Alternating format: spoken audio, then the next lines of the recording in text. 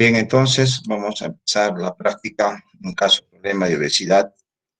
Veamos entonces que la obesidad está relacionado para prácticamente todas las enfermedades. Es factor de riesgo y se presenta pues en todas las edades. Veamos el caso.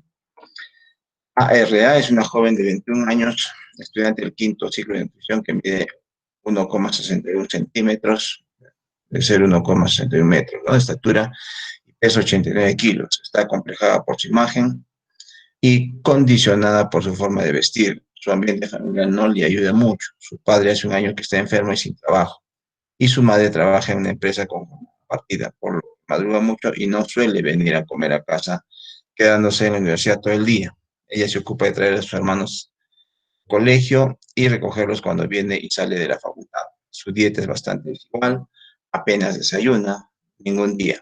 Picotea entre horas, sobre todo salchipapas, hamburguesas, bebidas gaseosas, chocolates, galletas, bizcochos. No le gustan las verduras y solo come fruta una vez a la semana. La cena es su comida fuerte porque suele prepararse la madre. Durante la semana no hace ejercicio ya que, según comenta, no tiene tiempo. Tan solo saca de paseo al perro por la noche 10 minutos. Los fines de semana suele salir con los amigos, tomar una hamburguesa de madrugada y beberse una o más gaseosas. Ayer fue a la farmacia a comprar las medicinas para la tensión y el colesterol de su padre y se tomó la presión arterial en el aparato de la farmacia. Tenía 150/90. Hoy comenta con sus amigos que está preocupada porque en los últimos 2 años ha engordado más de 9 kilogramos. Todo el mundo le dice que tiene que cuidarse, pero ella no sabe qué hacer. Piensa dejar de fumar, pero va a esperar a que termine el semestre para, por lo menos quiere bajar a 10 cigarros al día. Muy bien, entonces veamos unas causas, cómo está la obesidad a nivel mundial. Estos datos, miren, se han obtenido de la Organización Mundial de la Salud, donde tenemos en el lado derecho la forma clásica de medir la obesidad, que es el índice de masa corporal. Y como vamos a ver más adelante, entonces muchos de los países pasan de los valores normales. Aquí hemos puesto una tabla entonces donde hay obesidad, sobre todo en lo que es América, América del Sur, América del Norte. Le podemos notar ahí entonces, por ejemplo, en América del Norte hay índices de masa corporal que van de 30 a 40, que esos son obesos. ¿Sí? En Estados Unidos de 40 a 50. Países está Perú, Brasil, Venezuela, de más o menos de 20 a 30, rango normal, pero también preobesos. Y en Europa en general, bueno, no está tan diseminado como está en América del Norte y América del Sur. Entonces, quiere decir que la obesidad está ampliamente distribuida en el mundo. Como tenemos algunos datos, entonces, que desde el año 75 se ha triplicado en todo el mundo. En el año 2016, 1.900 millones de adultos de 18 o más años tenían sobrepeso, de los cuales más de 650 millones eran obesos. 39% de las personas adultas de 18 o más años tenían sobrepeso y el 13% eran obesos. La mayoría de la población mundial vive en países donde el sobrepeso y la obesidad se cobran más vidas de personas que la insuficiencia ponderal. En el 2016 también 41 millones de niños menores de 5 años tenían sobrepeso o eran obesos. Y había más de 340 millones de niños y adolescentes de 5 a 19 años con sobrepeso u obesidad. Esos datos obtenidos de la Organización Mundial de la Salud. Y mostramos aquí quizás las enfermedades más prevalentes que ocasiona como factor de la obesidad. Tenemos entonces la hipertensión arterial, el derrame cerebral, la enfermedad cardiovascular, miocardio, cáncer cervicuterino, osteoartritis, gota, cáncer de colon, diabetes mellitus, que es también otra pandemia, cáncer de mama. En realidad, entonces, la obesidad es factor de riesgo para todas las enfermedades, para todos los tipos de cáncer. Pero aquí tenemos las más prevalentes, como el cáncer de mama, el cáncer de cuello uterino, que son los más comunes, y el cáncer también de colon. Entonces, la obesidad sí que está relacionado a las enfermedades. ¿Cómo se mide la obesidad?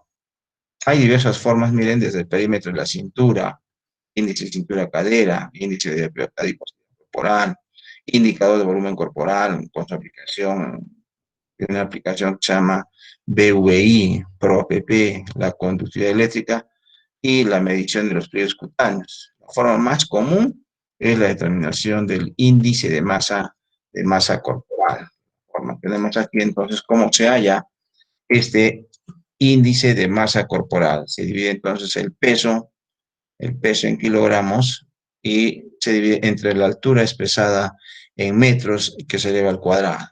El resultado de este cálculo se va a comparar con tablas. Si es que ese IMC está dentro, entre 22,1 y 24,9, se considera entonces como peso normal. Si no, miren, de 25 a 29,9 es sobrepeso o preobeso, como vamos a ver. Obesidad tipo 1 de 30 a 34,9, obesidad tipo 2 de 35 a 39,9 y obesidad tipo 3 más de 40 u obesidad mórbida. Entonces aquí ponemos algo parecido respecto a la tabla de estos datos que nos está indicando entonces cómo es que va evolucionando la obesidad, ¿no? De estar en un peso normal, a sobrepeso o preobeso, hasta ir pasando entonces por los tres tipos de obesidad. Obviamente la última, la tipo 3, es la que está relacionada pues ya directamente con la muerte, ¿no? Por eso se llama obesidad mórbida. ¿Qué causa la obesidad? Bueno, hay muchos factores. Por eso ahora que se han encontrado bastantes genes, bueno, está relacionado a la herencia, a la genética, como hemos visto en la distribución de los países. Entonces en esos países donde está mucho latino, hay bastante herencia, hay genes que están involucrados en la obesidad. Obviamente las otras causas son las metabólicas, que tienen que ver con el consumo de alimentos y alteraciones en diversas reacciones bioquímicas y procesos fisiológicos. También las psicológicas, relacionadas bastante a la ansiedad, ¿sí? Ahora que ha habido la pandemia que continúa y que seguirá, aparece, entonces más ansiedad con la gente que está encerrada y por lo tanto está relacionada al consumo de alimentos. Lo otro es las causas socioculturales, que a veces las comidas se heredan. Los platos que tenemos en Arequipa, que son muy ricos, entonces se han heredado. Igual sucede en casa, ¿no? Se come bastante. Y también, obviamente, el sedentarismo. Gente, las personas no quieren hacer actividad física, ¿no? Que suele ser imposible siquiera poder caminar o trotar. Sedentarismo también es causa de obesidad. Obviamente también hay causas neuroendocrinas que tienen que ver con el parámetro de hormonal, las medicamentosas, el consumo excesivo de antiinflamatorios esteroideos, por ejemplo, está relacionado a la síntesis de ácidos grasos, multifactoriales, que es la forma más común ahora, es decir, hay muchos factores que van a determinar la obesidad, y una nutrición altamente calórica. Eso entonces está determinando como causa para la obesidad. Entonces tenemos los tres factores: herencia genética, la actividad física y la ingesta calórica.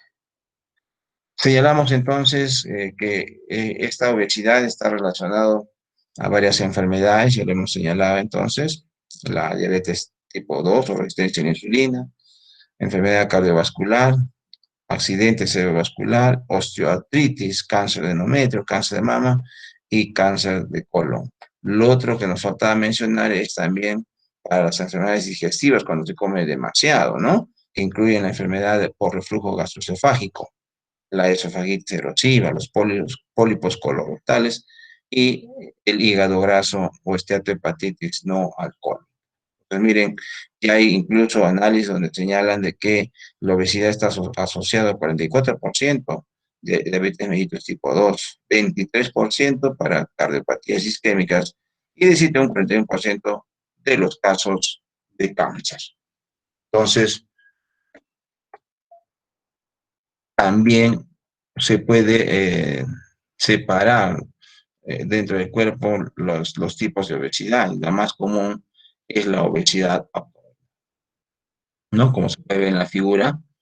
Entonces, para ir evaluando que está incrementándose en peso o si no se está llenando de grasa, en uno de los lugares que va a acarrear el almacenamiento de grasa es el abdomen, ¿no? Lo que se llama también como obesidad visceral.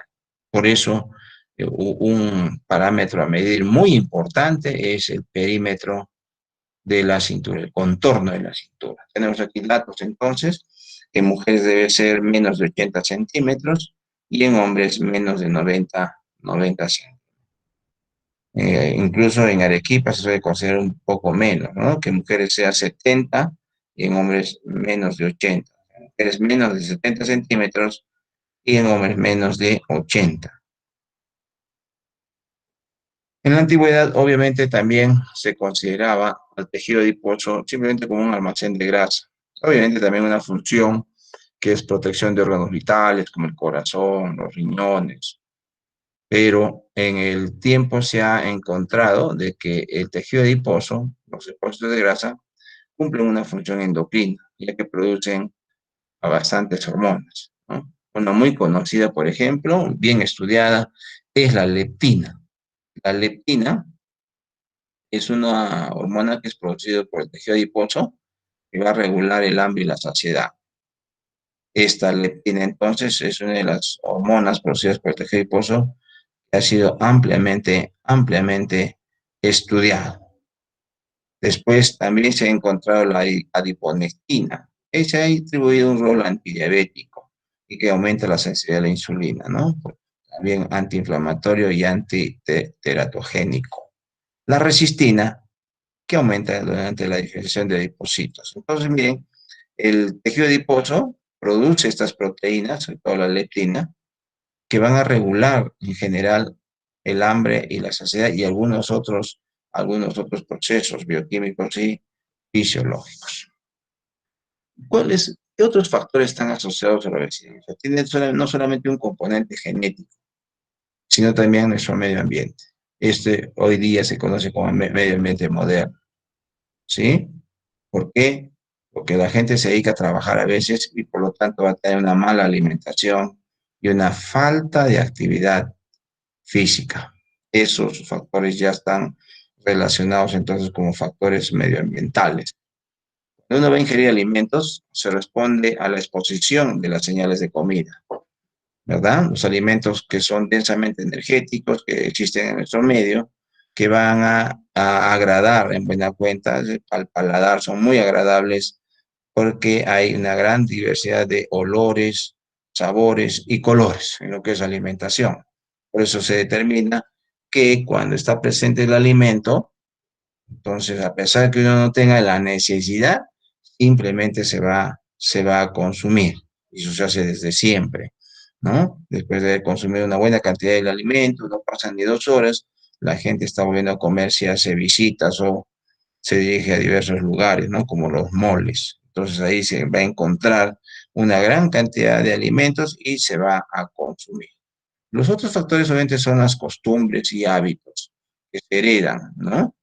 Desde los papás, de los abuelos, tatarabuelos, que han dejado entonces el consumo a veces de grandes cantidades de alimentos, ¿no? Por ejemplo, el consumo de sopa, segundo, fruta, refresco, gelatina, ¿no? Un montón de comida que se ha heredado desde las generaciones anteriores. Obviamente también el apego a horarios y el estrés generan cambios en la alimentación. Para ustedes que antes estaban en el colegio, ahora están en la universidad, bueno, felizmente este tipo de universidad, donde estamos en cuarentena, estamos en casa, les permite comer ahora en casa. Supongo que estarán comiendo bien. O de caso contrario, si están comiendo también cada rato, eso entonces ha generado cambios en esta alimentación. Por lo tanto, va a haber un consumo excesivo de alimentos cuando no se necesita. Entonces, miren, estos son factores asociados a la obesidad que corresponden a lo del medio ambiente. En este esquema, estamos mostrando que una hormona que hemos dicho hace rato, que se llama leptina, que se produce en el tejido adiposo, regula, por un lado, ¿no? La saciedad y por otro lado, entonces ya se han encontrado y se han estudiado bastante cómo es el mecanismo de acción. Cuando nosotros hemos consumido el alimento va a llegar al tejido adiposo. Y está, miren, llega la grasa, ¿no? O el carbohidrato al tejido adiposo y propicia la liberación de leptina.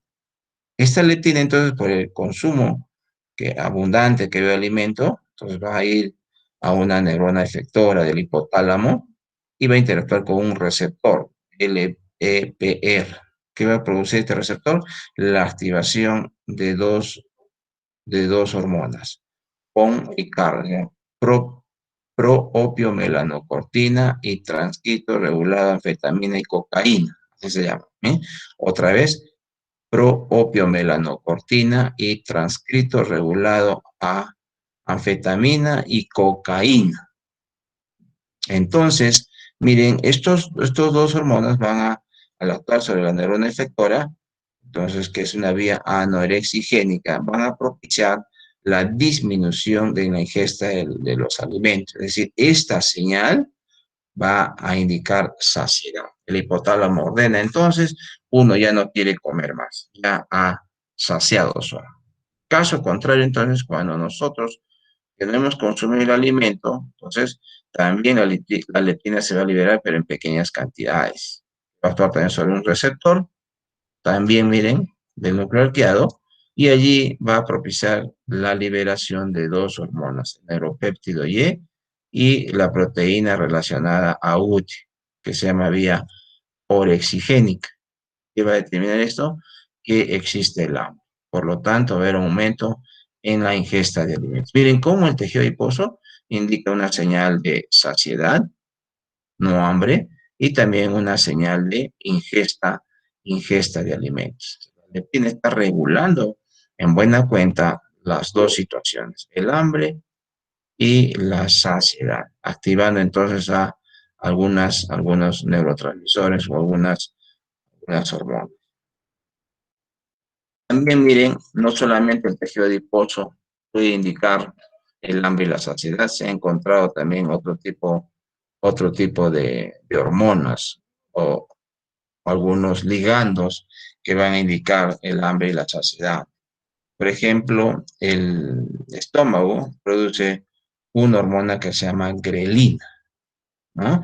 Esta grelina, entonces, cuando está vacío el estómago, va a ir al hipotálamo, va a interactuar con un receptor y va a propiciar la liberación del neuropéptido Y, que va a indicar también hambre.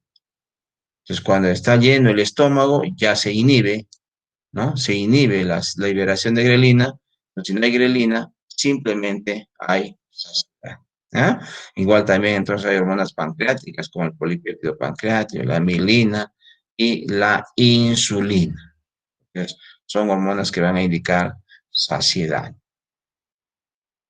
De manera general, para poder entender mejor la obesidad y para ver que está relacionado a la herencia, hay algunas patologías o enfermedades cuyas personas, al tener alteraciones en ciertos genes, son obesos, ¿no? Y eso explica entonces por qué la obesidad tiene un componente genético, tiene una herencia, para poder entender, y por eso se ha buscado en personas normales que existen genes, porque esto se encontraba generalmente en pacientes que tenían ciertas alteraciones, ¿no? Por ejemplo, el síndrome de Prader-Willi y el síndrome de Bardet-Biedl, ¿no? Donde los pacientes, miren, en general son obesos, ¿no?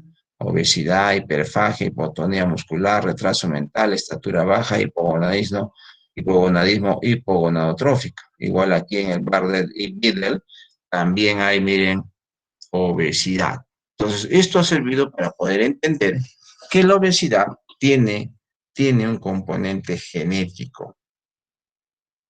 Y en general, no solamente un gen está involucrado, sino también muchos genes, por eso se llama obesidad poligénica. Por eso aquí mostramos, miren, cuáles son los genes que ya se han encontrado que están asociados a la obesidad. Por ejemplo, ya hemos señalado la adiponectina, ¿verdad? Receptor beta-adrenérgico 2, es decir, todos estos genes, no es necesario que ustedes recuerden, si vamos a recordar algo de genes que están asociados a la obesidad, lo que sí tienen que recordar es la leptina, que hemos visto entonces que regula el hambre y la saciedad. En segundo término, podrían también recordar esta adiponectina, simplemente como hormonas que son producidas por tejido adiposo, que están relacionados con la obesidad. Pues miren, podemos mostrar muchos aquí. genes que están asociados a obesidad. No queremos que ustedes se aprendan todo ello, simplemente para que vean y sepan de que existen estos genes que están asociados a la obesidad. Miren, nos hemos quedado cortos. En realidad, miren, en realidad, en realidad, bien estudiados o moderadamente estudiados son 80 genes. O sea, aquí hemos puesto pocos. De que ha sido más estudiado, como hemos señalado, de la leptina. La adiponectina también tiene. Y todos estos genes se siguen estudiando para poder entender por qué la gente es obesa, ¿verdad? Pero, sin embargo, como podemos decir, por ahí un pero, está bien que haya genes, ¿no es cierto? Factores genéticos que pueden determinar en el tiempo obesidad. Pero, como hemos señalado, aquí hay una influencia que dice que incluso puede ser más del 50% que es del medio ambiente. ¿Qué nos da el medio ambiente? La comida, ¿sí? Como hemos señalado, entonces estas señales externas, ambientales, señales de comida, si nos van a propiciar a consumir grandes cantidades de alimentos, vamos a ser obesos. Por lo tanto, como mostramos aquí en la figurita, esto encontramos una variedad cuando vamos a salir a ciertos lugares o a veces se preparan en casa. Y entonces, si vamos a consumir así, de ese modo, vamos a terminar entonces obesos. Entonces, es muy importante que se tome en cuenta que los factores ambientales también están contribuyendo de manera muy importante, quizás más del 50% en la generación de obesidad. Por lo tanto, entonces, estos factores ambientales también tienen que ser controlados. ¿Cuál es el tratamiento de la obesidad? ¿Cómo hacerlo? Es un problema multidisciplinario y muchos profesionales tienen que participar en ese tratamiento. ¿Cuál es el objetivo? Cambio de comportamiento en el enfermo, la familia y su entorno. Como se suele poner a veces para las enfermedades, ¿no? Un integrante de la familia está enfermo, todos se enferman. No es que se hayan contagiado, ¿no? No es como el coronavirus, que obviamente ha sucedido, ¿no? Uno está enfermo, toditos se han contagiado. Pero en este caso, está señalando de que si hay una persona que es obesa, ¿no? Diagnosticada obviamente, porque se notar, entonces también todos los integrantes de la familia y técnicamente están también obesos. ¿Para qué? Para que el tratamiento, si no son medicamentos, pues solamente tiene un tratamiento nutricional, también lo puedan seguir. Obviamente, si está el hijo como es heredero del papá, puede haber heredado genes también para esta obesidad, de tal manera que en el tiempo podría terminar igual. Por eso entonces hay que ir controlando el comportamiento. ¿Sí? Entonces hay que reorganizar los hábitos de vida, la alimentación y la actividad física.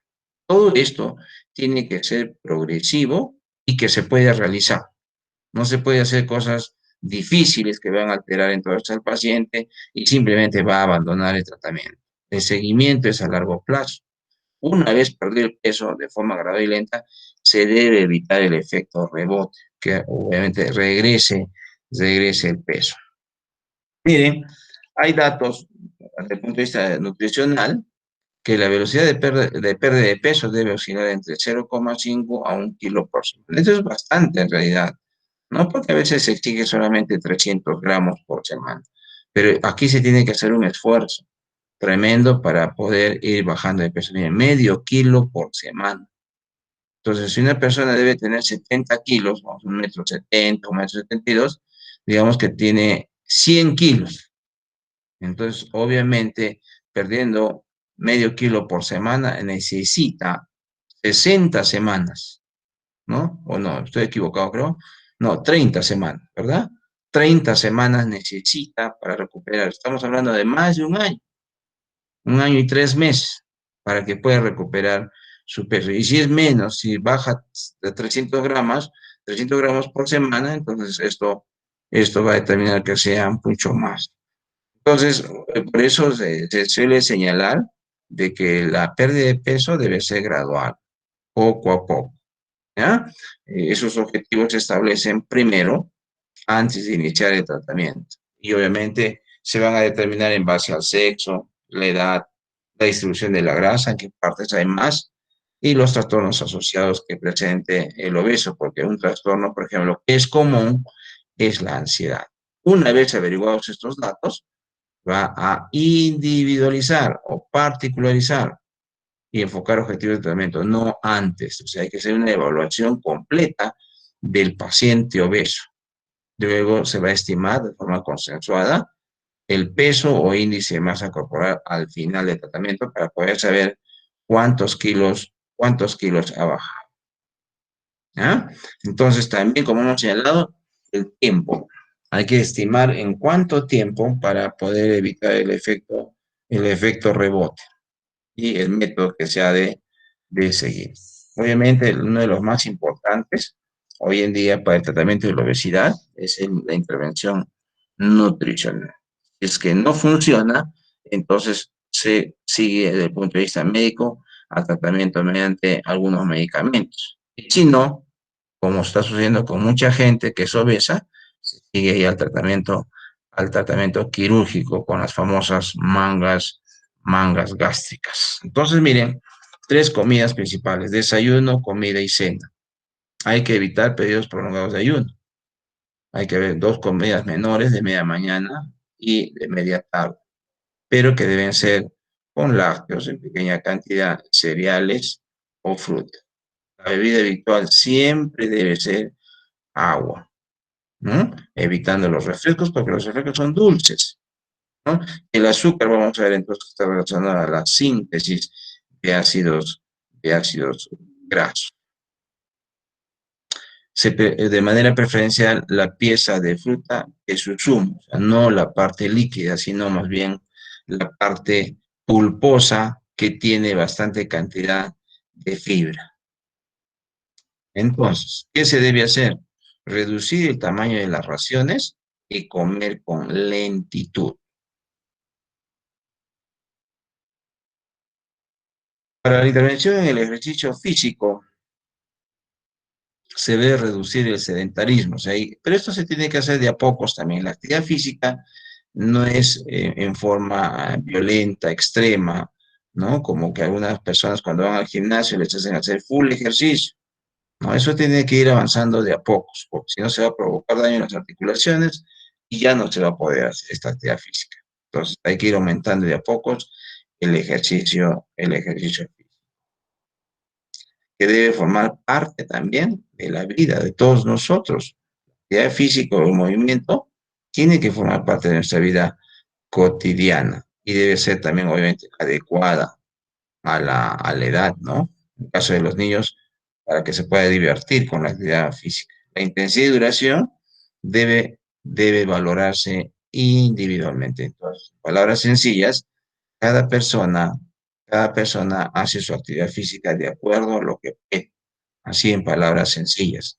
Tenemos que hacer la actividad física de acuerdo a lo que podamos y podemos ir avanzando o ir trabajando un poco más. Entonces, existen muchos medicamentos para el tratamiento, como el caso del Orlistat, que es muy conocido entonces, para disminuir la cantidad de grasa, que ponemos entonces todas las características que tiene este medicamento para bajar, para bajar de peso. O si no, entonces se hace el tratamiento quirúrgico y ya está determinado en algunos casos cuando hay obesidad mórbida, cuando el índice de masa muscular supera el valor 35.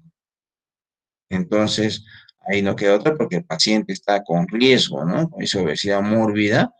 Entonces, en cualquier momento puede terminar un desenlace fatal. Se suele decir de manera vulgar que el paciente obeso que tiene un IMC, índice de masa corporal, más de 35, es una bomba de tiempo. En cualquier momento hace infarto, en cualquier momento hace accidente cerebrovascular. Por lo tanto, entonces, por eso se recurre cuando ya se ha hecho muchos de los tratamientos nutricionales, entonces, también con medicamentos y no ha bajado de peso, entonces al final va a tener que hacer el tratamiento quirúrgico con la conocida entonces y denominada quirúrgicamente manga gástrica. Uno de los productos que nosotros consumimos bastante, que consume, digamos, la mayor cantidad de gente, es la fructosa. ¿Dónde está la fructosa? Lo van a decir entonces, creo que está en una pregunta del cuestionario. Pero esta fructosa, miren, cuando ya va a iniciar su metabolismo, ¿no? Miren cómo la glucosa pasa primero por esta vía, que ustedes han escuchado hablar, la glicólisis, la glucosa prácticamente pasa de frente. No puede ser regulada, pero ya tiene la vía glicólica. Hay enzimas que regulan el metabolismo de la glucosa para llegar al piruvato. La fructosa no, miren, se pasa de frente, ¿no? Luego, miren, ingresa a la mitocondria, se va a convertir en aceticoenzima, luego está en citrato, sale para el citosol, miren, y el aceticoenzima sigue el camino para formar el ácido palmítico, los ácidos grasos, que luego se van a convertir en triglicéridos, que se van a ir acumulando entonces en el hepatocito. Y lo otro que estamos viendo aquí, por favor, de forma resumida, es que como esta fructosa que se ha consumido en exceso, se convierte en grasa, ácido palmítico, triglicéridos, se gasta mucha energía, ilusamente, por gusto se está gastando esta energía. Y también la forma activa de la niacina en forma de NADP. Para los procesos de biosíntesis se utiliza esta forma. Y ustedes probablemente recuerdan que también que el NADP reducido que se produce en la vía de fosforoconato participa en una función importante, que es el mantenimiento de la membrana del eritrocito. ¿Sí? La membrana entonces no vaya a ser que se esté perjudicando también al glóbulo rojo por estar gastando el NADP reducido para la síntesis de ese polímero que no se necesita. Esto viene entonces, como ven, el camino de las flechas de haber consumido grandes cantidades de fructosa, famoso edulcorante, entonces que cada vez se sigue utilizando más y más. ¿Listo? Aquí otra vez, prácticamente el mismo esquema, ya más detallado, miren cómo la glucosa a través de esta serie de reacciones que se llama vía glicolítica llega hasta ácido pirúvico. Pero la fructosa que se consume en exceso, miren, obvia, ¿no? Se pasa de frente, sobre todo por este sitio de control. Esto es una aduana muy estricta, es un lugar de control muy estricto para la glicólisis, pero la fructosa, miren, no pasa por ese nivel de control, se pasa de frente para convertirse en ácido pirúvico. Miren, este ingresa a la mitocondria, como hemos mencionado, citrato, para que se pueda formar el ácido palmítico. Triglicéridos, que se van a unir a los gliceroles para formar los triglicéridos que se van a acumular en el hígado, también en el tejido adiposo del abdomen, pecho, brazos, glúteos, piernas, etcétera, etcétera, que van a ir incrementando entonces en grasa, al paciente. ¿Ya? Entonces, otra vez recordando, se gasta ilusamente, por gusto se está gastando energía en algo que no se necesita. Y también la niacina en forma de NADPH, que hemos visto entonces que el NADPH sirve, miren, para el mantenimiento de la membrana del glóbulo rojo, ¿no? Obviamente va a reducir el NADPH también a otra que es el glutatión, y el glutatión en realidad es el que mantiene la membrana. Entonces, pero se necesita este NADPH que está gastando por gusto, miren, para la síntesis de triglicéridos, tanto en el hígado como en diversas partes, como en pecho, brazo. Esa es la explicación, entonces, miren, de la obesidad. Vamos a iniciar entonces las preguntas para ver entonces qué han ustedes averiguado. Veamos entonces también, ¿cuáles son los requerimientos de carbohidratos por día? Profe, Sí, dígame, señorita. antes de que empiece, la Leona Elian, tiene problemas de conexión y no se va a poder ¿Quién? conectar. A Elian ver, Quiroga, ya, ¿no se ha conectado todavía o ya? no se conectó porque desde la teoría, en la mitad de clase se le dio la conexión y ya se comunicó con la delegada Carla y ya le ha Ah, mandado foto y pruebas de lo que está pasando en su casa con su ya, pues no hay internet. problema. Hay que Ujú. decirle más bien a Elia que si se puede conectar en el transcurso, que lo haga nomás. Si no, ya pues vamos a tener que, como mandamos la grabación de las respuestas y las aclaraciones, lo vamos a colgar inmediatamente para que ya podamos valorar esto a través de su pasito, el quiz. Tenemos otra más también ahí, no hay problema. Ya, profesor. Claro que Profesor, sí. Dígame, Dafne. también la alumna Dafne Valdivia ha salido del MIT, ahorita ha estado presente, pero se ha tenido que ir a la cita con el doctor para que la revisen de nuevo. Allá. ¿Quién? Dafne Valdivia, Dafne. Valdivia, Usted es Dafne Alessandra, ¿no? sí. Ah, ya, yo pensé que así misma estaba diciendo. No, Ujú. no, es Dafne Valdivia, usted Dafne Alessandra. Listo, Sí, entonces, pues. no sabe si no va a regresar. Me parece que no va a regresar porque, como le dije, la van a llevar a la clínica para que le revisen su corte y cómo ha sido todo, o sea, cómo está en la operación, cómo ha salido. Claro que sí. Ya pues, entonces igual, también le comunican de igual forma que como ya les enviamos siempre las grabaciones a mi canal de YouTube y que ustedes entran, igual ellas van a entrar y vamos a valorar desde el punto de vista del pasito, ¿ya? Entonces, es como que hubiera sido, solo que ustedes tienen mejor, digamos, conocimiento porque están participando, ¿no? Al final podemos valorar todo solamente en base al quiz. Lo otro nos da una idea, pero obviamente tenemos que también considerar a ellos. Desgraciadamente, pues ya no se les va a considerar su participación. La nota que salen en el quiz, el gran problema es si salen jalados, ya no se puede hacer nada, porque muchas veces ustedes han salido desaprobadas. Entonces, con su participación, que yo registro aquí en mi hoja, entonces digo, de pronto, Dafne, Alessandra, uy, no, más o menos respondido, pero no, ha respondido bien acá en la participación, pero en el examen ha sacado 10, no, merece más. Le ponemos 17, 18, ¿ya? Así hacemos. Entonces, en su caso de ellos, desgraciadamente, pues, no, solo el quiz. Si sacan 10, queda 10. Si sacan 20, también le ponemos un 20. Usted tampoco tenemos, nosotros no le podemos bajar porque no haya participado en vía en vivo, como sea, ¿no? Como de manera síncrona. Así que no hay ningún problema. Está bien, ¿no es cierto? Que solamente vamos a considerar. Lo bueno es que a ustedes les va a ayudar su participación. Si salen desaprobados en el quiz, entonces suben mucho más, ¿ya? Así es. Muy bien, entonces, ¿alguna cosa más, por favor, antes de empezar la ronda de preguntas? ¿Alguien más? Entonces tenemos a Dafne Valdivia. ¿Y quién más me dijeron? Voy a anotar aquí. Elian Quiroga, Mariel. Elian Quiroga. Vamos a ver entonces. Dafne. Igual creo que se escribe, ¿no? No, profesor, se escribe Daphne. Ah, es diferente. Sí. Ah, ya. Vamos entonces a poner así. Dafne Valdivia. Elian Quiroga. Listo. Entonces, los dos.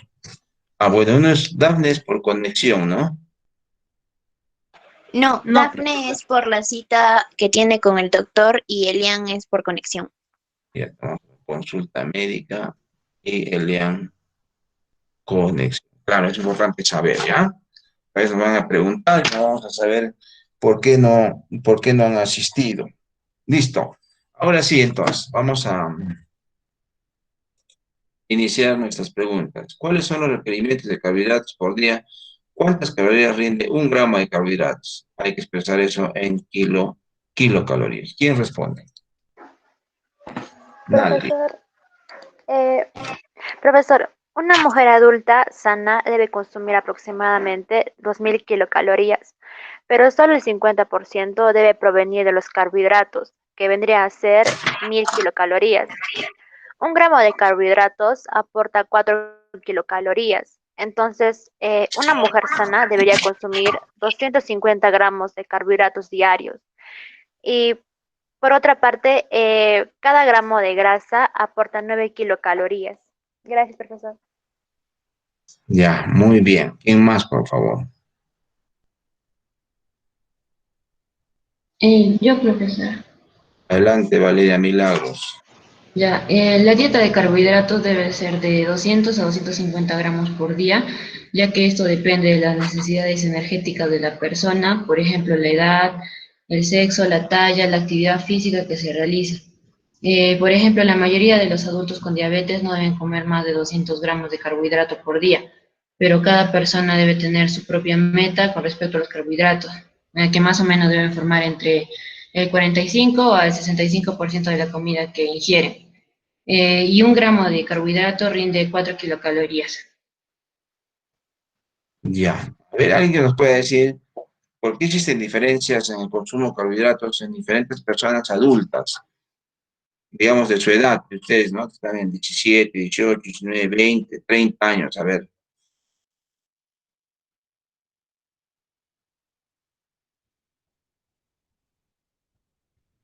¿cómo es y por qué existen esas diferencias? Quizá podría ser por su índice de masa corporal. Ya, pero por qué tendría que ser así, a ver, Dafne? Podría ser porque como a veces algunas personas son más altas que otras, van a necesitar más energía para poder sostenerse y van a necesitar comer un poquito más que las demás personas que puede que sean un poquito más bajas y con menor peso. Ya, a ver, alguien más, por favor. Por las actividades que puedan realizar. Profesor, A ver, Xiomara y luego la otra señorita. A ver, Xiomara. Por las actividades que puedan realizar. A mm, ver, qué tipo de actividades? O, por ejemplo, las personas que son mayores necesitan más carbohidratos y distinto es los niños y también las personas que hacen deporte. Ya, a ver, la señorita. No vi quién fue. profesor, puede variar según su requerimiento energético, ya que un deportista no va a consumir lo mismo que un estudiante. A ver, ¿de qué deportista estamos hablando, Ana Patricia? ¿Uno que está jugando su fulbito todas las tardes en la calle o de quién? Un- no, no, por ejemplo, un atleta profesional o un futbolista profesional. Ya, ese necesita más entonces. Sí, para cumplir con sus entrenamientos y toda la rutina que tienen que tener. Ya, muy bien. A ver, ¿qué más? ¿Quién más, por favor? Profesor, Adelante, Jocelyn. profesor, considero que las personas que, digamos, tienen una buena salud, una buena alimentación de carbohidratos, no necesitan de estos mucho, pero necesitan, pero de que sean digeridos lentamente para así mantener su forma.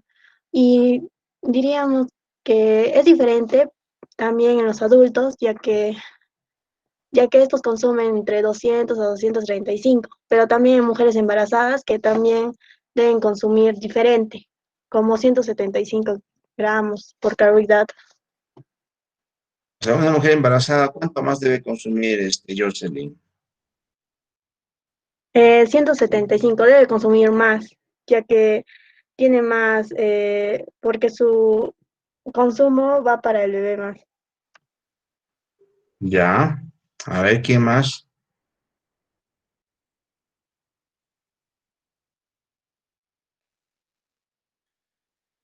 ¿Y qué También pasa? A puede ver, ser, profesor, adelante, Rocío.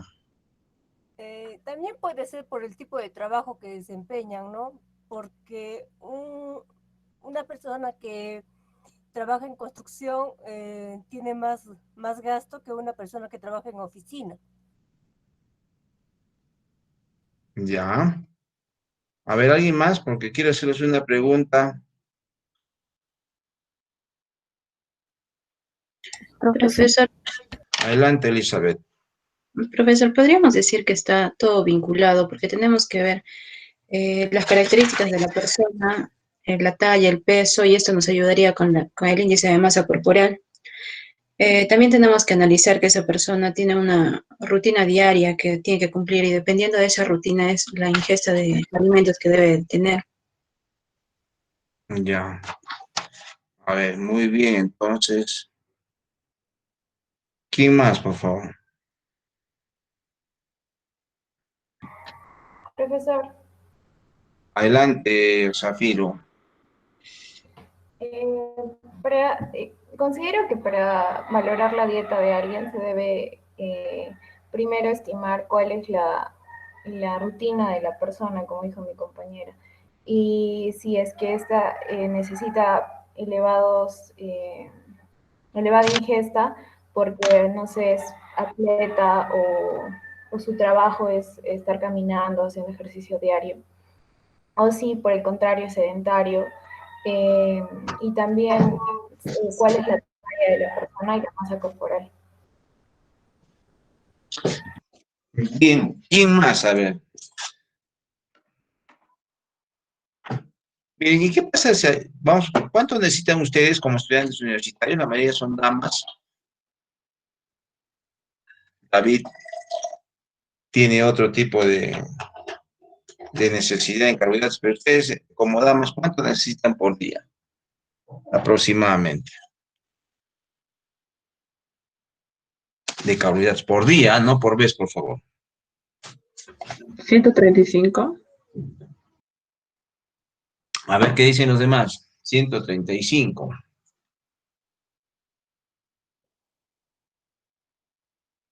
gramos, miren. Estamos hablando prácticamente la mitad de un cuarto de kilo de carbohidratos. ¿Será así?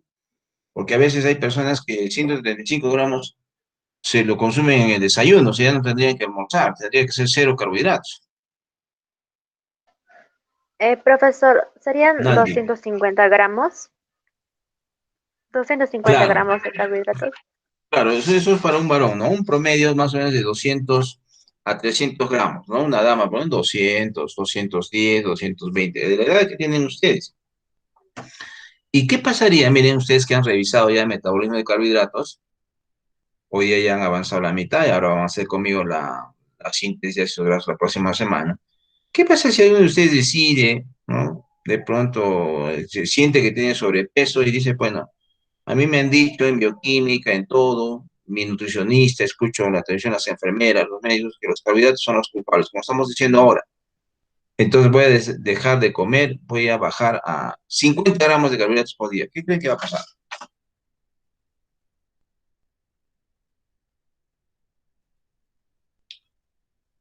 ¿Bajarán de peso? ¿O qué va a pasar? Profesor, Adelante, Ana Patricia. sí, sí, sí va a bajar de peso, pero no lo que uno quiere, porque los carbohidratos ayudan a sintetizar lo que es la grasa. Ya me confundí, pero no van a bajar, lo que van a bajar es su proteína, todo eso, y no la grasa.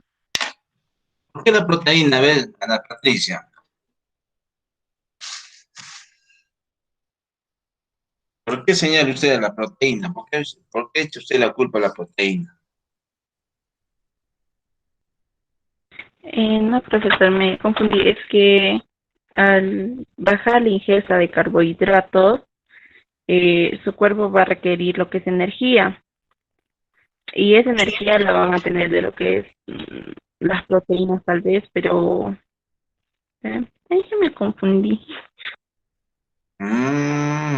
Bueno, yo le digo que ha estado bien, ¿ah? Por eso le preguntaba, miren, cómo... Profesor, ¿no sería Eh, que lo que pierde en realidad Dafne. es la masa muscular? ¿Por qué, Dafne? Porque si no me equivoco, los carbohidratos ayudan en parte a que la masa muscular se mantenga y que la grasa poquito a poquito se pueda ir disolviendo, aunque va a demorar. Ya, a ver, ¿quién más?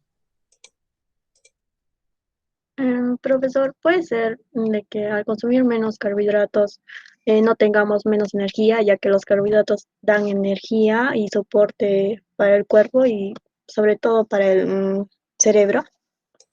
Muy bien, claro que sí, pero ¿qué pasaría en todo caso con la persona que decide de pronto un día, pues, porque le echan la culpa a todos los carbohidratos, como vamos a decir ahora, y dice, pues ya no voy a consumir, voy a bajar drásticamente, y baja pues a 50 gramos, como hemos señalado. Pues, ¿qué va a pasar con esta persona? ¿Qué más? Ya está. ¿Qué creen con eso que está diciendo usted que se necesita para el cerebro? ¿Qué le va a pasar? Profesor, si una persona reduce los niveles de carbohidratos así drásticamente, podría padecer fatiga, debilidad, mareos, dolores de cabeza y hasta puede contraer como que gripe porque su sistema inmunológico también está débil. Ya. ¿Quién más? A ver, sigan participando.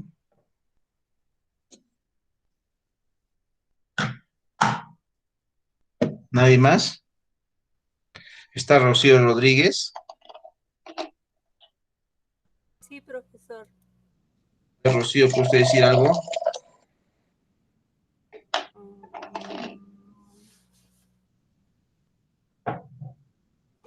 Profesor, Adelante. Wendy Karim. disculpe, ¿no sería como una pérdida de peso, cómo decirlo? Como si fuera, o sea, pierde ese peso supuestamente, pero realmente no es así. Es como una pérdida engañosa. ¿No pasaría eso? ¿Qué más, por favor? Profesor, podría ser que el hecho de que uno no consuma demasiados carbohidratos genere lo que viene a ser la cetosis, entonces lo que haría es que el catabolismo de las grasas serían, en vez de los carbohidratos, serían ejercicios para obtener energía. Claro, no sé si hoy día lo han visto en el metabolismo de lípidos, que los que utilizan más grasa como fuente de energía, bastante, es el músculo esquelético, el músculo cardíaco en segundo puesto y luego el hígado, ¿sí? Ellos van a estar manteniendo su energía a base de grasa. Pero ¿quién es el único que solo puede utilizar glucosa? Bueno, al menos en condiciones normales. A quien le encanta la glucosa y desgraciadamente solo puede obtener su energía a partir de glucosa, el cerebro. Entonces, en realidad, por la falta de glucosa, el que se va a ver afectado va a ser el cerebro. Entonces, el disminuir el consumo de glucosa, por algo se dice, ¿cuántos gramos necesitas? Vamos, 220 gramos por día. En caso de varones, un estudiante universitario, y 200 gramos por una dama. Entonces, está disminuyendo a 4 veces el consumo de carbohidratos.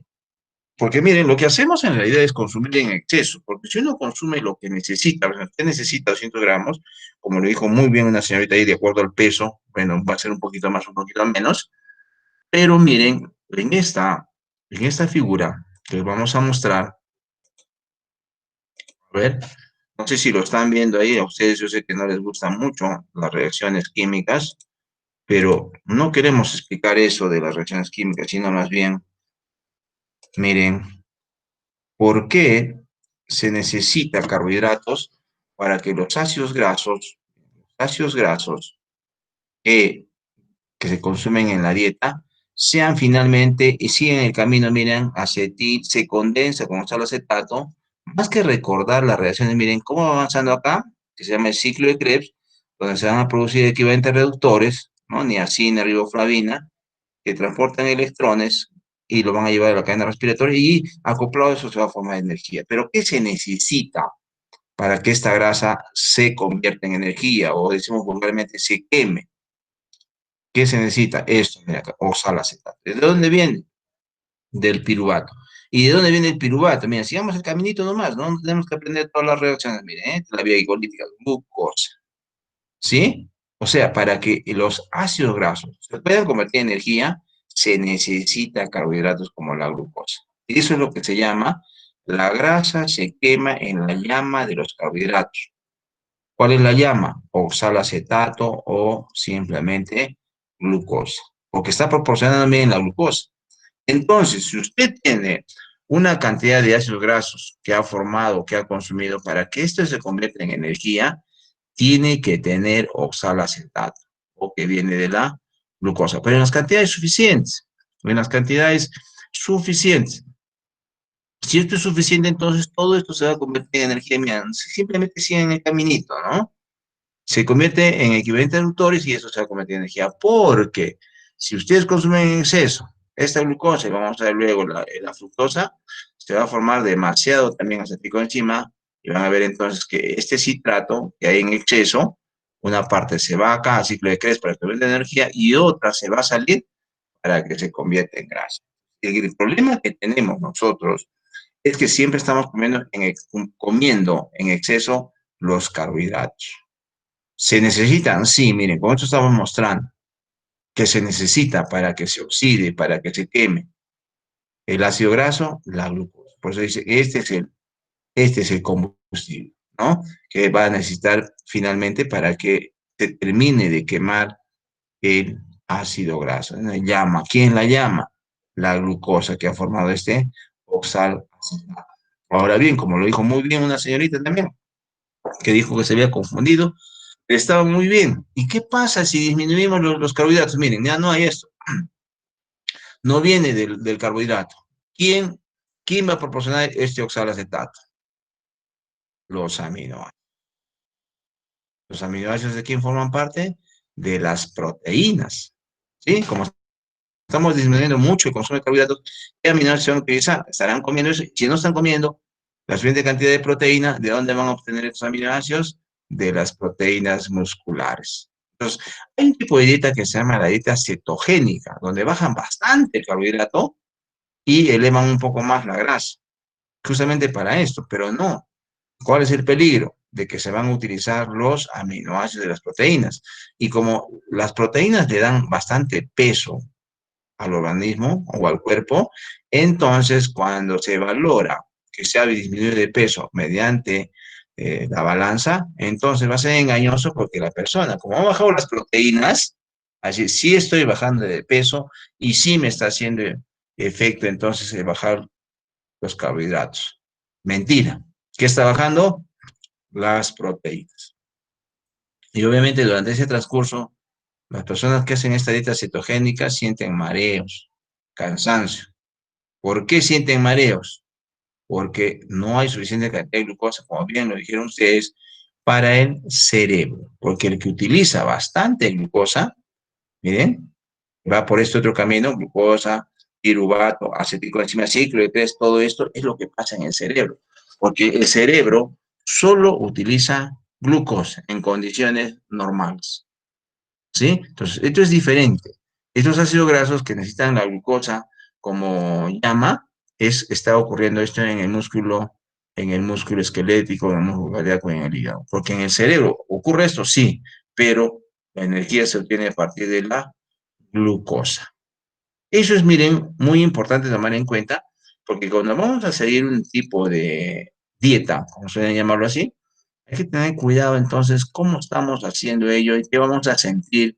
Y la explicación bioquímica es acá, como lo estoy mostrando. No vaya a ser que si bajamos mucho la glucosa, se vayan a ir utilizando los aminoácidos de las proteínas musculares. ¿Y cuáles son las que se van a utilizar en forma inmediata? Las proteínas de los muslos, de las piernas, de las nalgas.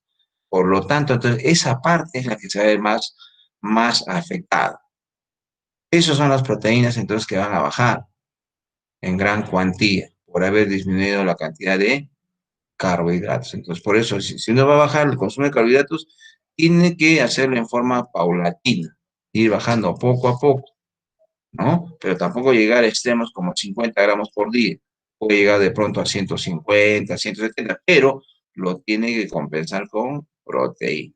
Y obviamente, si ya ganó, o mejor, ya disminuyó de peso, unos cuantos kilos, 5 o 10 kilos, pero lo que tiene que hacer, como vamos a ver, es hacer actividad física. ¿Para qué? Para que estos aminoácidos otra vez formen parte de la proteína y se pueda recuperar entonces la pérdida, si es que ha ocurrido de estas partes, ¿no? Sobre todo las piernas y los muslos, que es lo primerito que se va a perder.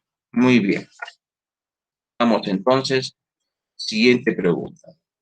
¿Cuáles son los requerimientos de grasa por día? ¿Cuántas calorías rinde un gramo de grasa? A ver, ¿cuánto requerimos de grasa entonces? Adelante, ¿quién quiere responder? Profesor, Adelante, señorita. ya. Profesor, una persona debe de consumir entre un 20 y 30% de las kilocalorías totales como grasas por día, porque como lo dijimos antes, tenemos que consumir 2.000 kilocalorías entre proteínas, carbohidratos y grasas. En este caso, las grasas serían el 20 y el 30%. Entonces, se van a requerir de 44 a 76 gramos de grasas y aceites. En caso de un niño que debe comer 1.200 kilocalorías, entonces va a necesitar de 26 a 40 gramos de grasa. ¿Ya cuánto salen gramos entonces para ustedes más o menos? En gramos, Jessica, no. Sí, ¿no? Jessica Núñez. Sí, profesor. Entre 44 y 76 gramos. 44 y 76 gramos. 6 gramos. A ver, ¿qué dicen los demás? Profesor, yo encontré que los niños menores tenían que comer entre 60 a 83 gramos, los hombres deberían de comer entre 100 gramos y las mujeres entre 72 gramos. Un poco diferente de lo que dice la compañera, ¿no? A ver, ¿alguien más, por favor? Después de lo que nos ha dicho Dafne Nova.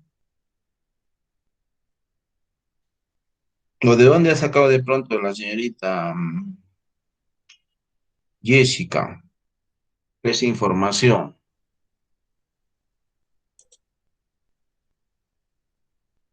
¿Alguien más?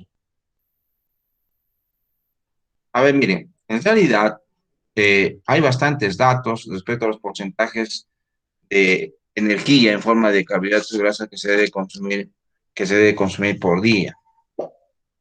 Miren, en realidad, es como lo ha dicho la señorita Daphne, claro, esos datos son bastante antiguos, ¿no? Los porcentajes que debe tener con respecto a la cantidad total de calorías, de carbohidratos y lípidos. Sin embargo, miren, hace más o menos 20 años, bueno, siempre nos hemos regido desde el punto de vista de la salud por la Organización Mundial de la Salud y ha recomendado hace 20 años que el consumo de grasas de una persona adulta, ¿no? Joven, adulta joven, estamos hablando de 15 a 25 años, no debe exceder 60 gramos. Pero ¿cuál fue la razón? Han hecho cálculos, de acuerdo, como dice ustedes, el peso, el porcentaje, no. Lo han hecho porque hace 20 años, miren, ya se había elevado bastante la enfermedad cardiovascular. Hasta ahora, ¿no? Es la primera causa de muerte. ¿Y cuál es el principal factor de riesgo? La dislipidemia, exceso de grasa. Por eso recomiendo eso. Y además, como ya se conocía desde el punto de vista bioquímico, y vamos a ver ahí en nosotros en la siguiente clase, que a partir de carbohidratos se forma grasa. Por lo tanto, entonces, no va a ser necesario consumir tanto. Pero uno dice, entonces, si se forma grasa, si se forma grasa a partir de carbohidratos, entonces, ¿para qué consumimos? Mejor que sea cero. Bueno, no es tanto así, sino que en el caso de esos 60 gramos debe estar incluido otros ácidos grasos que son muy importantes. ¿Cuáles son? Los ácidos grasos esenciales. ¿Cuáles son los ácidos grasos esenciales? El ácido linoleico y el ácido linolénico. ¿Para qué se necesita? Vamos a ver que el ácido linoleico se necesita para la formación del ácido araquidónico. ¿Y para qué sirve el ácido araquidónico? Uy, el ácido araquidónico es precursor para la síntesis de prostaglandinas, tromboxanos, prostaciclinas y leucotrienas, que cumplen funciones muy importantes entonces en, en varias funciones fisiológicas. Entonces, esos se van a ver afectados si es que no consumen grasa. O sea, si no consumo nada, pues esos ácidos grasos esenciales, como el ácido linoleico y el ácido linolénico, que son precursores para estos ácidos grasos importantes, entonces van a también alterar la salud. Entonces, como hemos señalado, ¿se puede disminuir el consumo de grasa? Sí, hasta 60 gramos, probablemente 50. Y en todo caso, si queremos tener esos ácidos grasos esenciales, linoleico, linolénico, hay que tratar de consumir eso de los aceites de semillas vegetales, como el aceite de oliva, por ejemplo, una fritura que debe ser poco ahora, porque hoy ya existen medios, ¿no? Como los sartenes que ya no utilizan aceite. Se puede usar 1 o 2 gotas de aceite, pero si fuese aceite de oliva, sería mejor.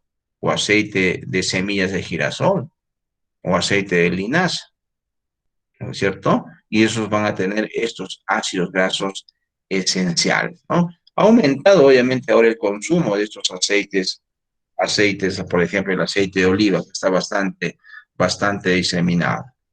Pero se tiene que tener entonces este consumo de ácidos grasos esenciales. Caso contrario, vamos a tener también las manifestaciones de su deficiencia.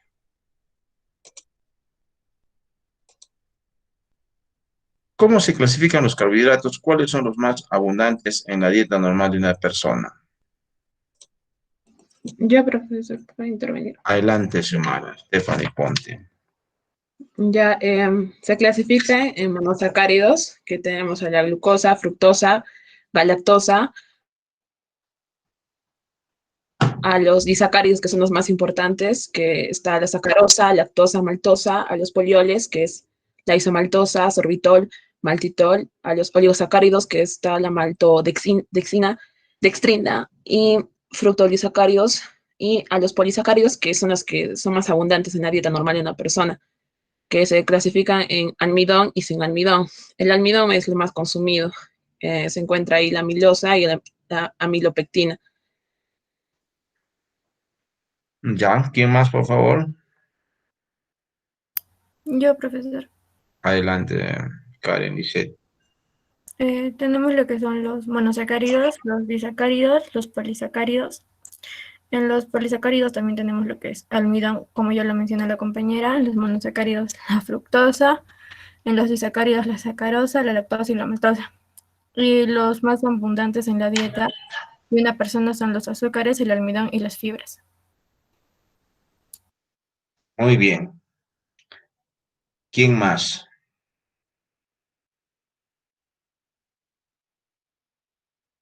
Entonces tenemos monosacáridos, oligosacáridos. Jessica. Sí, profesor. También concuerdo con mis compañeras que se va a dividir en monosacáridos, en disacáridos y en polisacáridos. Entre los monosacáridos está la glucosa, la fructosa y la galactosa. En los disacáridos tenemos a la sacarosa y la lactosa. Los dos van a ser abundantes porque en la sacarosa es básicamente el azúcar que consumimos a diario. Y la galactosa es también el azúcar que contiene la leche y los productos lácteos. Otro disacárido es la maltosa. Luego tenemos en los polisacáridos a lo que es el almidón, el glucógeno y la fibra. El más abundante de estos tres es el almidón porque lo vamos a consumir, básicamente lo estamos consumiendo a diario, como es las harinas, las sopas, los productos de panadería y la mayonesa. Claro que sí. Muy bien, entonces, monosacáridos es la clasificación, ¿no? Sobre todo glucosa, fructosa y galactosa. En disacáridos tenemos a la sacarosa y lactosa, está en la leche, y en los polisacáridos, como bien lo saben ustedes, el almidón, ¿no? Ese es el de mayor consumo. Glucógeno, obviamente, cuando consumimos una carne, que también suele estar allí presente. ¿En qué productos de consumo humano se encuentra la fructosa y cómo es su metabolismo? Realice una breve descripción. O sea, el metabolismo está relacionado a la pregunta número 5, ¿no? Que enzima regulatoria de la vida política es obviada en el metabolismo de la fructosa. Creo que tiene alguna importancia porque 4 y 5 entonces, a ver primero qué productos y cómo es su metabolismo. Profesor, yo encontré que está presente en las frutas, en las verduras, en la miel y también en algunos productos que ya son procesados. Eh, Luego, su metabolismo es de que la fructosa utiliza una enzima llamada fructoquinasa que usa ATP convirtiéndola en fructosa 1-16 bifosfato y luego esta será convertida en dioxiacetona fosfato y gliceraldehído, también utilizando otra enzima llamada 2AB y luego estas dos utilizarán el gliceraldehído quinasa y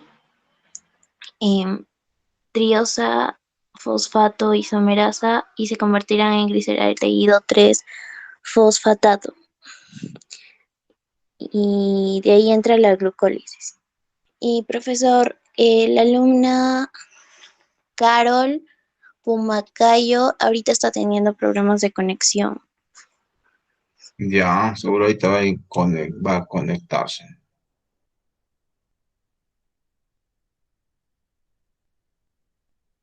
Ya, ¿quién más, por favor?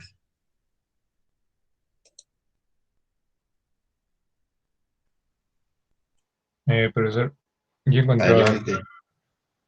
he encontrado diferentes frutas y bueno, yo resalté las que tienen mayor fructosa, por decirlo así, porque hay otros que no tienen tanto, y bueno, está entre la manzana, la pera, la remolacha, la sandía, el mango, las fresas, las uvas, y también en los productos etiquetados se encuentra también la fructosa, como el jarabe de maíz, que tiene alta fructosa, la miel, el jarabe de agave, el jarabe de arce, la melaza, azúcar de palma o de coco. Y bueno, la vía glucolídica de la fructosa es un metabolismo que carga, no, es un metabolismo de fructosa que carga el transportador GLUT2 del intestino hacia el hígado, donde se metaboliza y participa del ciclo de Krebs en condiciones de ingesta normal, o puede ser utilizada por la vía de lipogénesis de novo cuando es ingerida en exceso. Ya, Randolph, a ver, ¿quién más? Profesor, Adelante, Kevin. eh, bueno, productos de consumo humano en los que encontramos, por ejemplo, manzana, pera, zanahoria, berenjena, y higos secos, sandía, mango, fresas, uvas, cerezas, ciruelas y todo ello.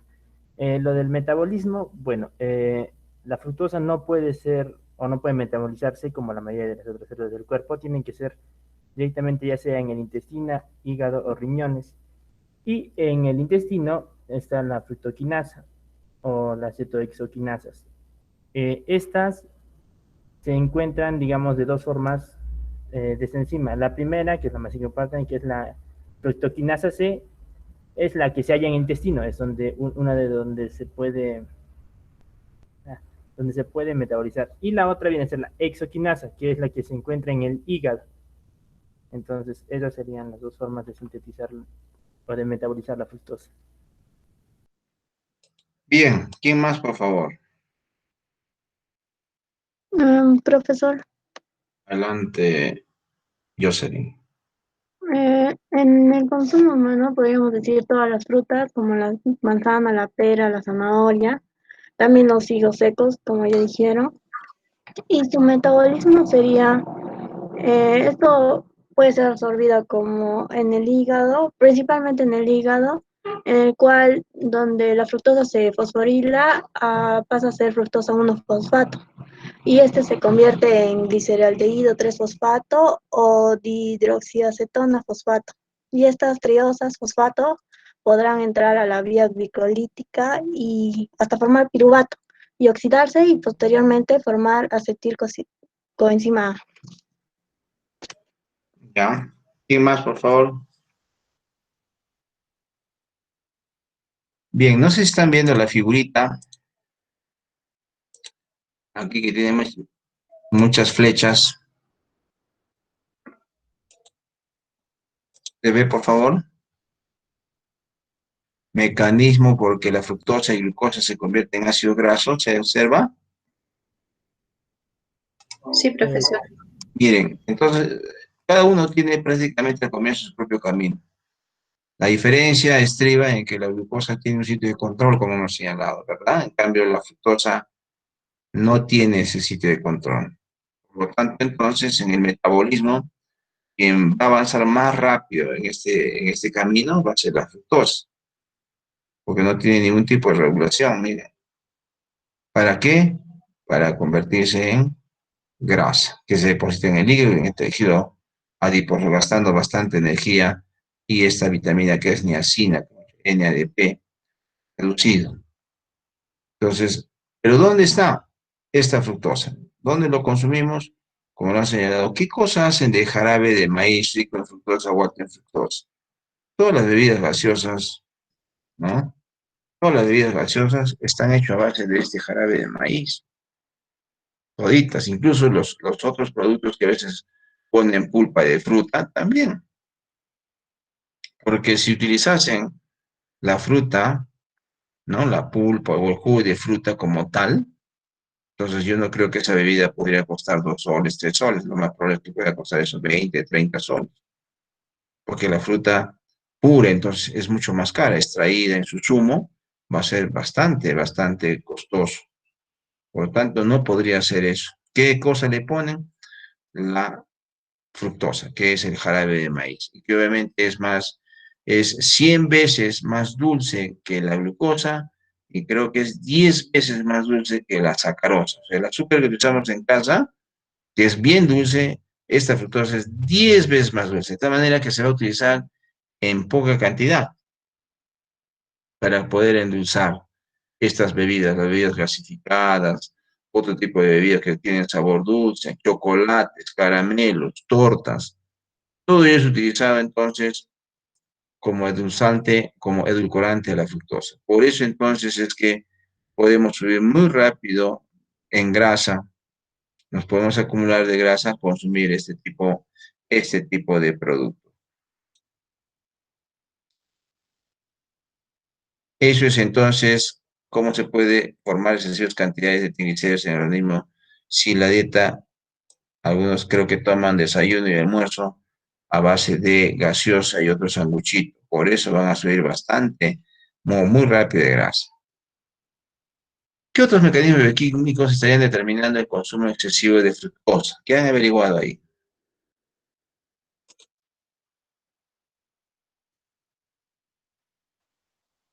Miren, hay un proceso ahí que se llama adicción. Ya se ha demostrado que la fructosa genera adicción. Pero ¿cómo se puede generar esto? O sea, estar consumiendo y no parar. Porque ustedes van a escuchar a gente que consume la chispa de la vida, por ejemplo, y no puede dejarlo. No puedo dejar, va a decir. Siempre tiene que tomar su chispa de la vida, sobre todo en las noches. ¿Y cómo sería este mecanismo? ¿Algún mecanismo ustedes han averiguado?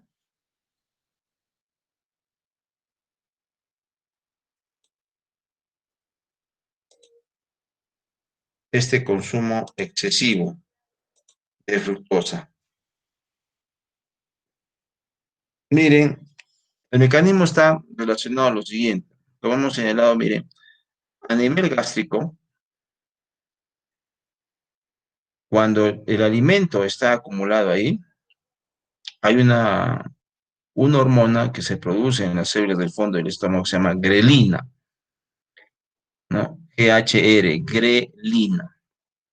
Y entonces, miren, cuando hay alimento ahí no se va a sintetizar y no se va a liberar la grelina. Pero ¿qué va a pasar si el estómago está vacío?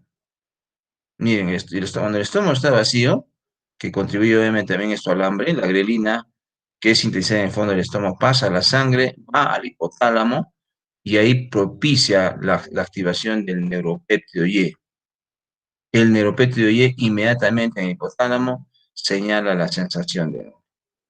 Y entonces uno consume el alimento. Es una de las formas. Obviamente también hemos visto ya de la leptina, ¿verdad? Entonces, miren lo que va a pasar a continuación. ¿Qué pasa si uno toma una bebida gaseosa? Un vaso, dos vasos. La bebida gaseosa, el líquido, ¿se va a quedar en el estómago? No, se va a pasar de frente. Va a elevar muy rápido los niveles de fructosa en sangre, se van a ir al hígado. Y miren, está ocurriendo la síntesis de ácidos grasos, pero el estómago como que no se da cuenta, porque ha pasado de frente el líquido de la fructosa. Se está formando grasa. Pero miren, como hay un vaciamiento graso muy rápido, que no se siente, entonces, ¿qué va a hacer esto? Va a sintetizar y liberar la grelina. Sale la grelina, va al hipotálamo. ¿Y qué va a indicar a la persona? Hambre. Está tomando, vas a seguir tomando y consumiendo más y más esta gas. Hoy se sabe entonces que un vaciamiento gástrico muy rápido, no se vacía muy rápido el contenido del estómago, estimula, miren, a liberación de mayor cantidad de grelina. Y esta grelina va a activar a este neuropéptido Y para señalar la sensación de más hambre. Es decir, entonces no va a ayudar de mucho consumir demasiadas bebidas gaseosas, porque la persona va a sentir más hambre y eso va a hacer que siga consumiendo mayores cantidades de este tipo de bebidas que contienen alto contenido de fructosa. Eso es lo que provoca adicción en el tiempo. ¿Sí? Grelina, neuropéptido Y. Eso es lo que va, esos son los mecanismos bioquímicos entonces Estamos nosotros preguntando en la pregunta 7. Número 8. ¿Cómo estará funcionando el proceso de retroalimentación en ARA? Explique. Tienen ustedes en la guía un mecanismo de retroalimentación que se hace en base a la letrina. No sé si lo han entendido. Por favor, ahí primero que explique eso. A ver, ¿de qué se trata?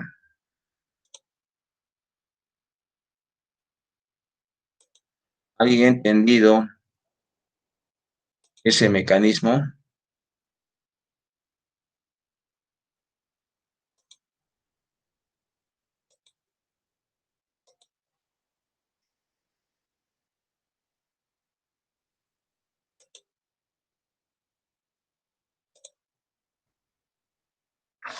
Profesor, yo en... Adelante. Es algo que, como ella va siempre en ayuno, la degradación del glucógeno no es la adecuada y pues puede desarrollar cuerpo cetónico en ese momento en que está ayuno, pero lo regula porque dice que come salchipapas, hamburguesas, gaseosas, chocolates, galletas, pero ese no es una comida recomendable y bueno, tiene un desbalance alimenticio.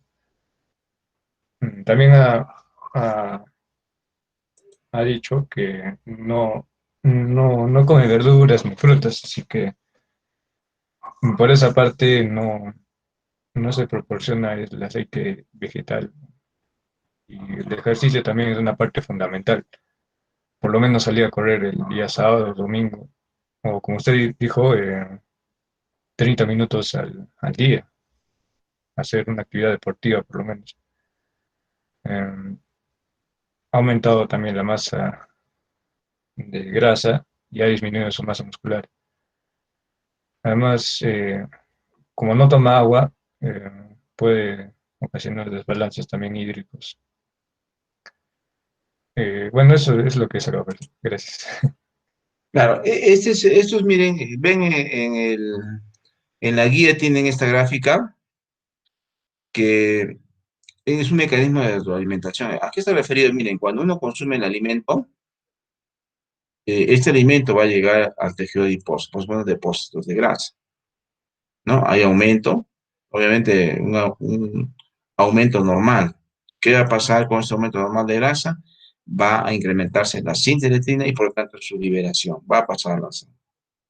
Y cuando llegue a la sangre la leptina, llega al hipotálamo, ¿no es cierto? Y el hipotálamo va a enviar la señal de saciedad.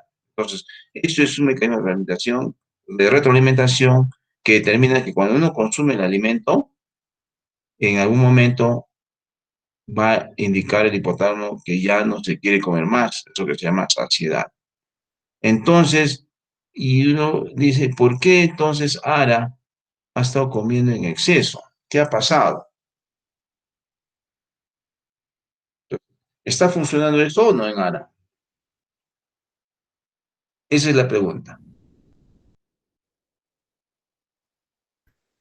Esto es lo normal que pasa en nosotros. Ustedes van a comer ahorita su almuerzo, entonces van a ver que eso está funcionando. Ustedes van a decir, ya, mamá, ya no quiero más, ya estoy llena. Porque, ¿qué ha pasado? Llegó el alimento al tejido adiposo, el tejido adiposo liberó leptina, envió la señal hipotálamo, y el hipotálamo dice, ya no, ya. Por eso ustedes van a decir, ya no, ya. Entonces mi pregunta, ¿eso está funcionando así en ARA o no? ¿Qué dicen?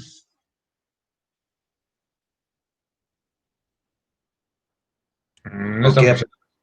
¿Por qué? No. A ver, Xiomara. Ya, la fructosa provoca un vaciamiento gástrico rápido. Sí. Y ya la insulina cumple una función muy importante que es el saciamiento. Y ahí se elimina la glembina.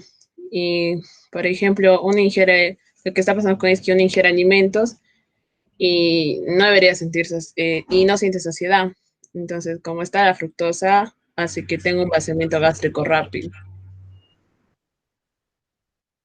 Muy bien, que a ver, ¿quién más?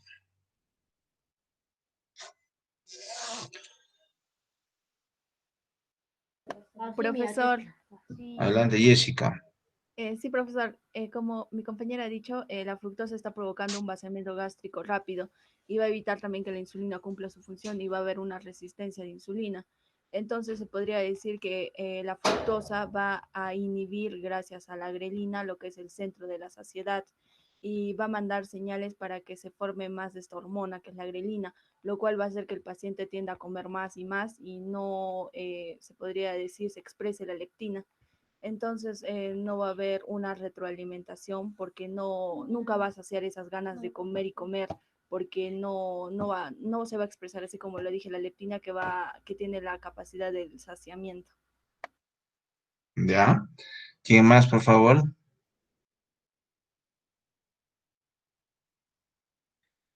Claro, este mecanismo es solamente para la leptina, pero como hemos señalado, entonces, pues el vaciamiento gástrico, grelina, va al hipotálamo, activa neuropédica y la persona va a seguir comiendo. En el tiempo, entonces, si esto estaba funcionando cuando estaba en condiciones normales, ARA, en el tiempo, entonces, se ha demostrado que cuando hay un depósito excesivo de grasa en el tejido adiposo, va perdiendo la capacidad de producir y, por lo tanto, liberar leptina. Y vemos entonces que ARA más o menos creo que tiene más de 30 kilos en exceso. Entonces ahí podemos imaginar que ya se ha perdido la capacidad de producción de leptina. Por eso entonces ella está estimulada a comer más y más aún que su dieta se trata de comidas rápidas, comidas ricas en grasa y carbohidratos, mucho carbohidrato, entonces se está llenando de grasa, se ha llenado de grasa que ya ha perdido esta capacidad, ¿no? El hígado ya no libera la suficiente cantidad de leptina para indicar la saciedad. Por eso sigue y sigue comiendo por esta comida entonces que es rica en grasa y carbohidratos. Muy bien.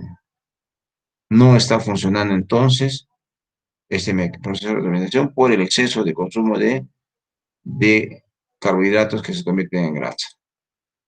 Finalmente, ¿qué le recomiendan ustedes a Ara? ¿Qué tiene que hacer? A ver.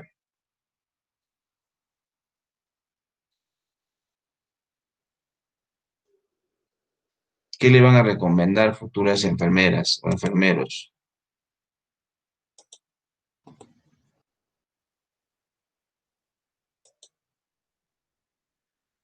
Profesor, Adelante, Rocío. lo que se le recomendaría a la paciente sería que tome bastante agua, lo que es frutas naturales, porque estos son más saludables. Y así, y evitar también las gaseosas. Hacerse un chequeo por la presión arterial que tiene alta, porque esto podría generar enfermedades más adelante. Evitar el tabaquismo. También podría recomendarse terapias con el psicólogo, ya que esto podría generar un factor emocional, ¿no? Ante la enfermedad de obesidad que tiene.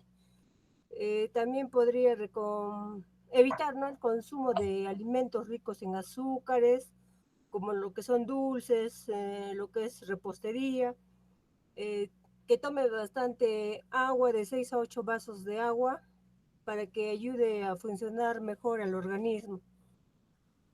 Y el consumo también de menestros, ¿no?, frijoles, lentejas o garbanzo, que estos poseen mucha fibra, ya que es buena para la digestión.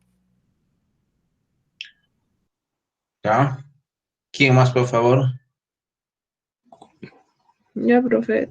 Xiomara. Ya, bueno, yo le recomendaría que limite el consumo de alimentos que sean ricos en azúcares y grasas. Por ejemplo, algunos cereales son ricos en fibra, pero también en azúcares. Y comer varias veces al día fruta, verdura y así como las legumbres, cereales integrales y frutos secos. Que realice actividad física frecuente, unos 60 minutos por día. Pero por su estado en el que está, tendrá que caminar por lo menos unos 30 metros a paso ligero para que se adecue y que deje de fumar. Y es muy importante también no obsesionarse, pero puede ayudar a controlar su peso regularmente. Una vez por semana estaría bien. A ver, ¿quién más? ¿Qué más le recomiendan? Profesor, Jessica. sí, profesor, le recomendaría dietas. Estas dietas pueden ser, digamos, dietas bajas en calorías, pueden ser dietas basadas en control de porciones, pueden ser dietas hiperproteicas y bajas en carbohidratos según a lo que responde el paciente. También podría ser un tratamiento en forma grupal. También el ejercicio físico, como lo dijo al inicio de la clase, y también es muy importante que modifique los hábitos de alimentación del paciente y también lo que es la farmacoterapia, en el cual se utiliza lo que es el Orlistat, como lo dijo también profesor, que es un inhibidor de la lipasa pancreática, la sibutramina también, que es otro fármaco, y finalmente un tratamiento quirúrgico que podría ser una gastroplastía vertical o también la derivación gástrica en Y de Roux. Muy bien. ¿Quién más, por favor? ¿Quién más? Adelante. Podría ser que mejore su alimentación, incluyendo en él las frutas, vegetales y la porción necesaria que debe consumir de carbohidratos. También que haga ejercicio frecuente, ya que los 10 minutos que saca a pasear a su perro no son lo suficientes para quemar la acumulación sobrante de triglicéridos. Y también se menciona que la paciente dice que no tiene tiempo, así que sería que organice más su horario para mejorar sus horas de comida y ejercicio y estas se puedan dar como deberían de darse. Y también se menciona que la paciente come en la noche, en la hora en la madrugada. Podría ser que no coma en la noche debido a que no quema las calorías suficientes cuando duerme, debido a que no hace una actividad que requiera la energía aportada por los carbohidratos, así provocando que se acumulen. Y también se menciona también que la paciente vive en un entorno de mucho estrés, ya que le hacen hacer muchas cosas y el entorno que también pasa a su familia. Así que debería relajarse más o encontrar actividades que la distraigan del estrés constante en el que vive, ya que este desequilibra los niveles de azúcar en la sangre, eh, llevando así un aumento en el hambre que siente. Ya. ¿Quién más, por favor? Profesor. Adelante. Bueno, yo creo que lo primero sería que busque ayuda profesional, porque su alimentación es muy dispareja. Entonces yo creo que como debido a que cada persona no somos iguales y nuestra alimentación puede variar y todo ello, debería buscar un nutricionista o alguien que le apoye, al menos el tema de alimentación. Después yo creo que sí debería ir, digamos, consultar con una psicóloga o con alguien para manejar mejor sus niveles de estrés o sus niveles psicológicos, porque como menciona, dice que fuma bastante. Y bueno, no digo que sea la principal ni la única causa, pero generalmente conozco a muchas personas que empiezan a fumar por problemas de ansiedad. Entonces yo creo que sí debe buscar ayuda por esa parte. Después, no solo involucrarse ella, sino con toda su familia, con lo que viene a ser el cambio de alimentación, ya que no es la única y tampoco es la única que le está haciendo mal, cómo está comiendo de mal, porque su mamá, su comida fuerte es en la noche, entonces, y sus hermanos o su papá que también es. Entonces, esto puede modificar en toda la familia. Y ahora aquí, extra profesor, tengo una consulta, porque yo escuché, no escuché, no, leí que dejar de fumar, por ejemplo, en algunas personas, cuando dejan de fumar, algunas personas suelen engordar. Y las dos, o sea, leí que son generalmente por dos. Uno, porque cuando dejan de fumar, el hábito de que tenían de fumar lo transforman, digamos, en comer comida o comer algo, mantener ocupada la boca y distraerse. Y dos, debido a que la nicotina es, digamos, un supresor del apetito. Entonces, si esta persona dejaría de fumar, tendría más hambre. Esa es como mi duda. Ya. ¿Quién más, por favor?